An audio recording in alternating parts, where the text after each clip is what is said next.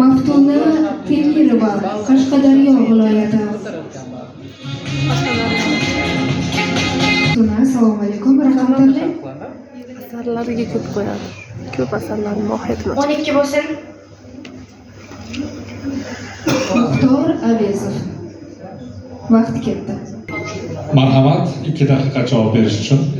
Demak, qozoq adabiyotining yirik vakillaridan bo'lgan Muxtor Avezov 1897-yili Sharqiy Qozog'istonning Abay ovilida tavallud topadi.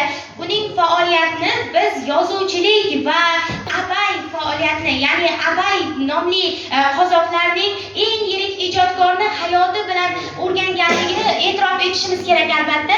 Muxtor Avezov ayniqsa o'zbek adabiyoti vakillari bilan bobosi talashib ketgan. Masalan, u O'rta Osiyo davlat universitetining aspiranturasini bizning yurtimizda o'qiydi va o'sha o'qish davomida Abdulla Qodiriy asarlaridan ta'sirlanib, o'zining asarlarida mana shu ta'sir sezilib turadi. Qolaversa, Abayning faoliyati bilan bog'liq Abay yo'li asarlarini yaratadi va qolaversa u qozoq dramaturgiyasiga asos soladi. Yetlik Quebec intermediyasi bilan hozirgi kunda qozoq drama teatri Muxtor Avezov nomi bilan ataladi. Muxtor Avezovni biz Qarash voqeasi asarini mutolaa qilgan edik.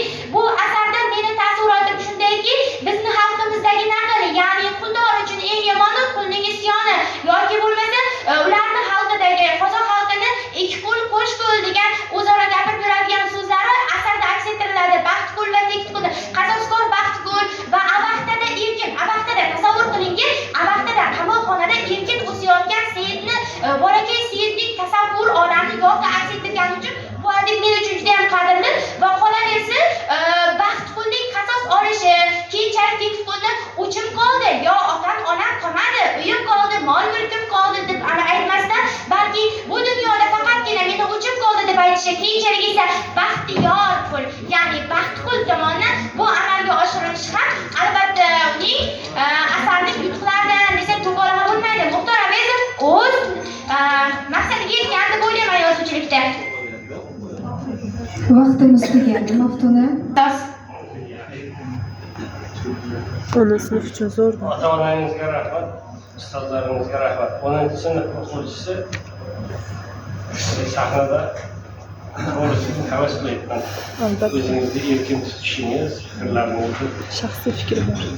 Keltirgan ma'lumotlaringiz Muxtor Avezov haqida, uning asarlari haqida bildirgan fikrlaringiz hammasi yaxshi, juda to'g'ri.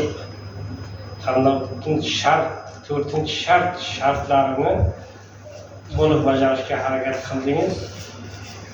Bir kun bo'ldi, 78 ball, bir ovozdan hakamlar sizning chiqishingizni 78 ball bilan baholadi. Katta rahmat. 78.